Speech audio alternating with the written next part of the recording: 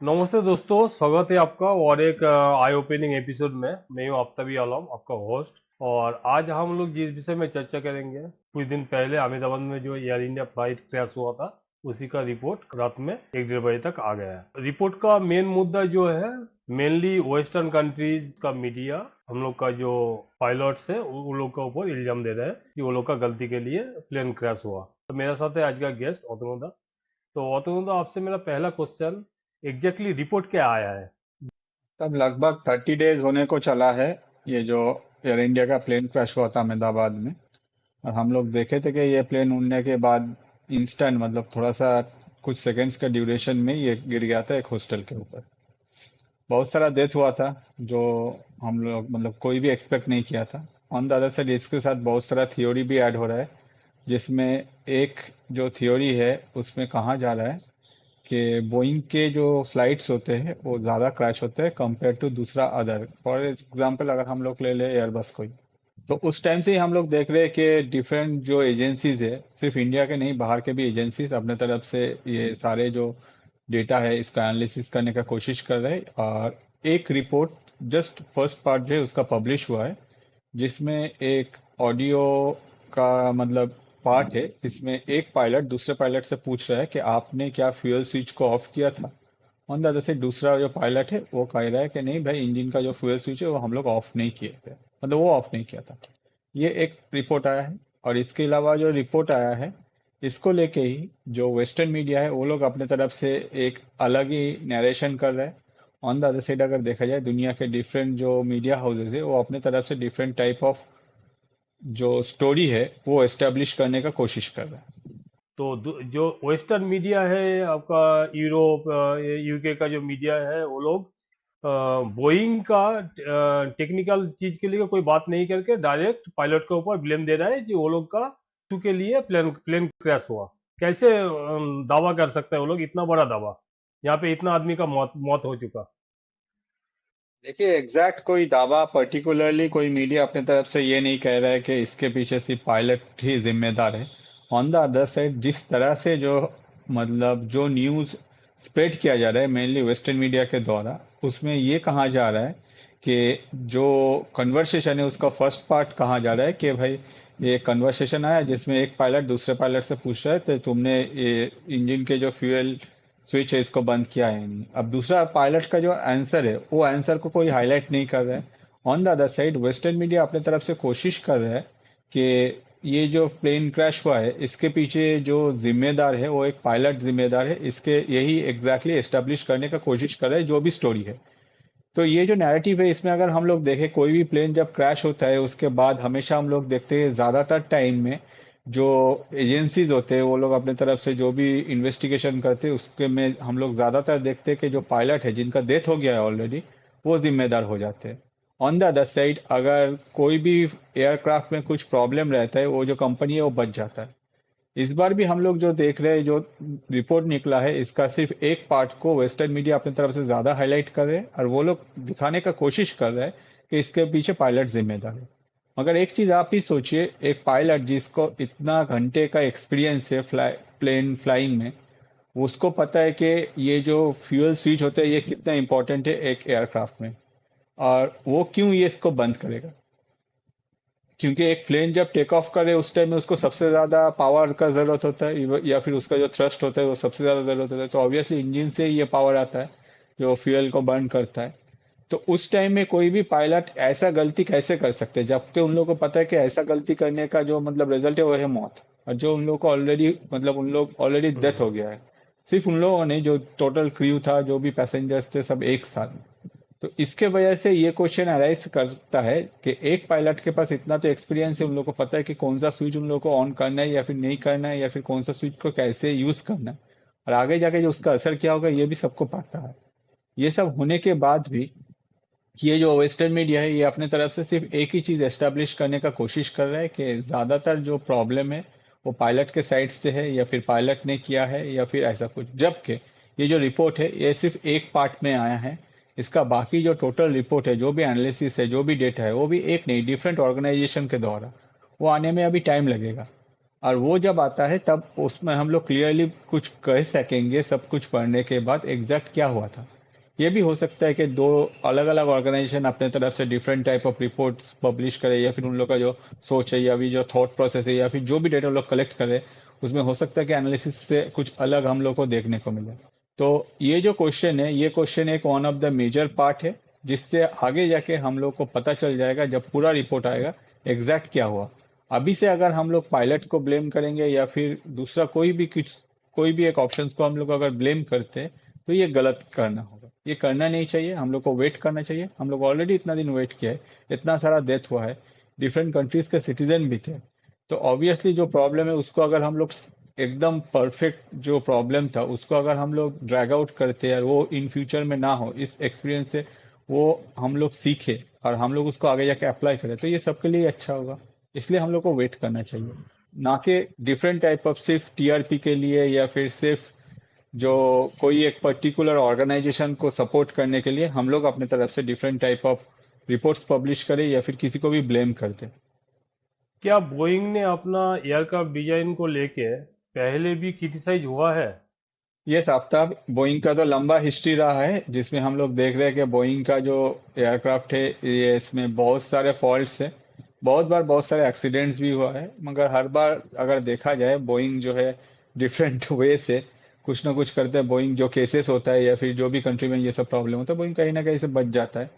मगर इस बार क्या होगा इसका एक क्वेश्चन राइज करता है, क्योंकि ये इंडिया है, ये वेस्टर्न कंट्रीज नहीं है। On the other side Boeing का इस तरह का परफॉर्मेंस के वजह से ही बोइंग का अगर शेयर का वैल्यू देखें या फिर बोइंग का जो सेल्स है वो अगर हम लोग देखें कंपेयर टू एयरबस, ये काफी घट गया है।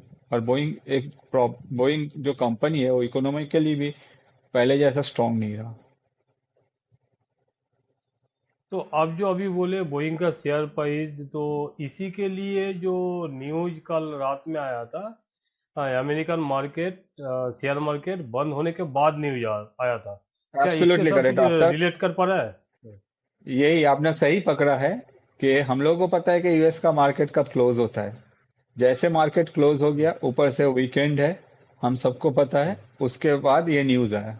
तो ऑब्वियसली क्या होगा, इसका जो इफेक्ट है, अभी इतना रात में ये पब्लिश करने का क्या जरूरत था, ठीक है। हम्म। तो ऑब्वियसली इसमें क्वेश्चन अराइज करता है, तो ये सब सोच के ही ये न्यूज को जो है पब्लिश किया गया है। ये एग्जैक्टली यही डिनोट करता है कि ये न्यूज पर्टिकुलरली कोई भी एक ऑर्गेनाइजेशन को सेफ साइड में रखने का कोशिश किया जा रहा है। क्योंकि अगर ये न्यूज सोचिए कि मंडे जब मार्केट खुल रहा है उससे पहले आता, at that point of time इसका इफेक्ट जो है मार्केट में इंस्टेंट हम लोग को देखने को मिलता है। यूएस मार्केट में तो और भी ज्यादा देखने को मिलता है।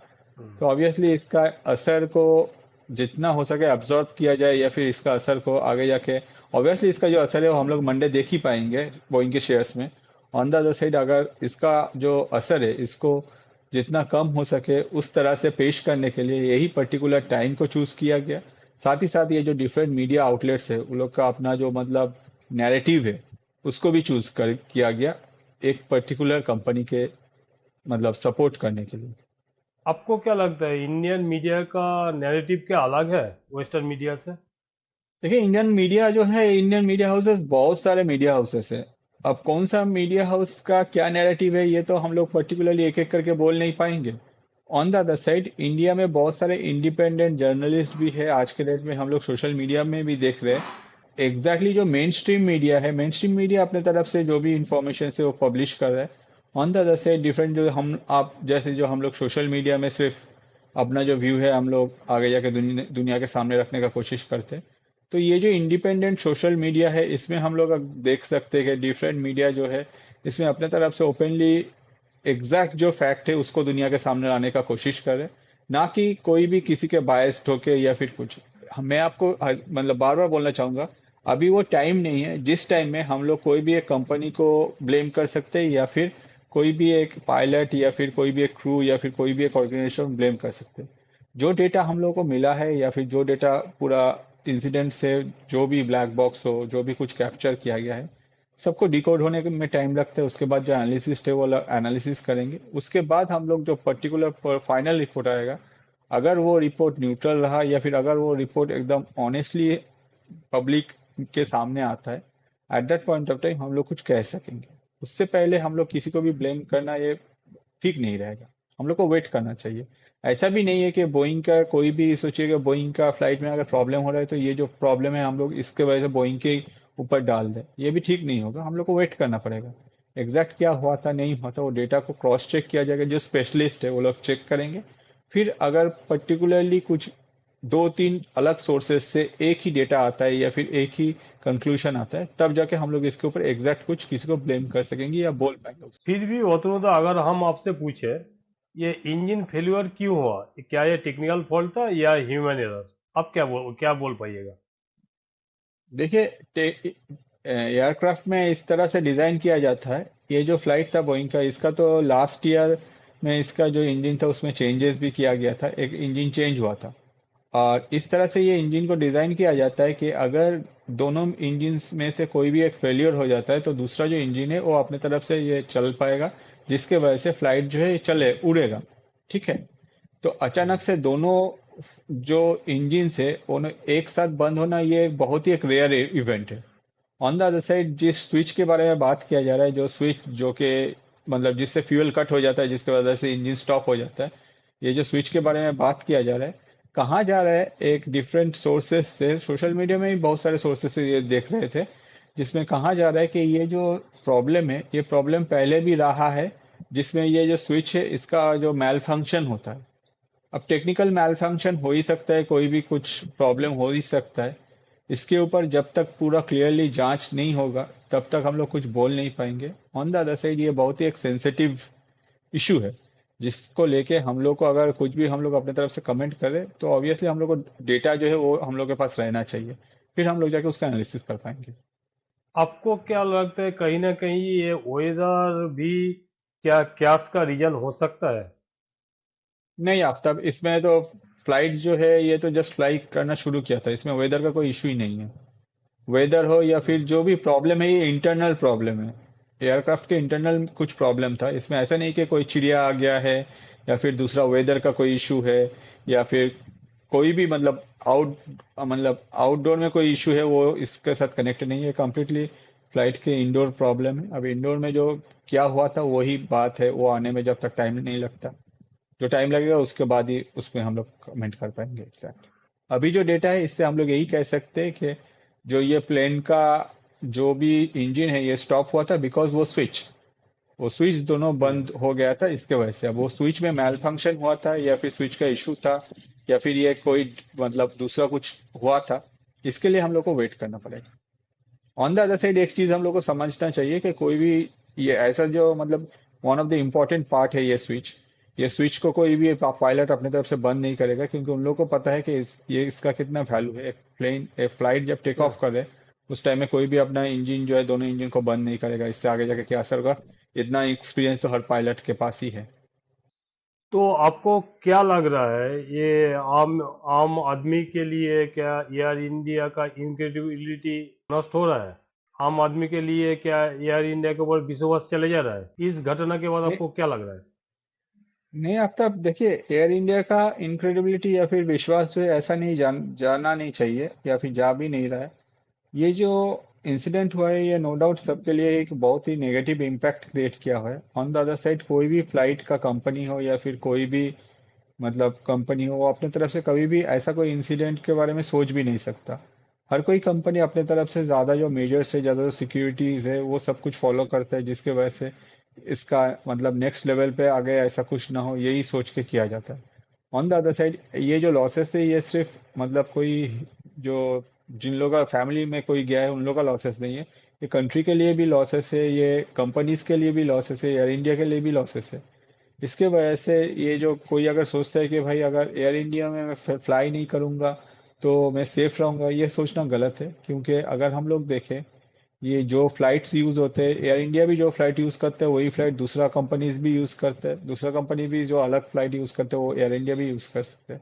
और हम लोग के पास कोई ऑप्शंस नहीं रहता कि हम लोग कौन सा फ्लाइट चूज करें, उसमें कौन सा इंजन होगा या फिर कौन उसका मेकर होगा। ठीक है।